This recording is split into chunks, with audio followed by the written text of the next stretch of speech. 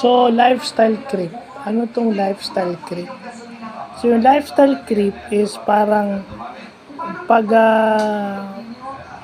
pag pagtaas ng spending mo dahil tumaas yung sweldo mo. Okay? Kasi ang tendency ng tao, imbis na mag-save, pag tumaas yung sweldo niya, tumataas din yung gastos niya. At minsan, hindi na siya makawala dun sa lifestyle creep na yun. So, yun pala yung ibig sabihin nun. So, yan yung mga importanteng concept na nalalaman natin. Importante yan.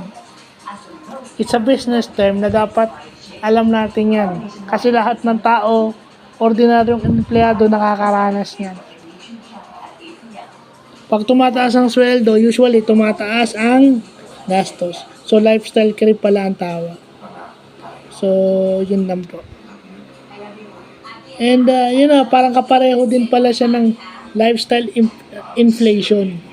So, related yung lifestyle inflation tsaka lifestyle creep. So, yun lang po.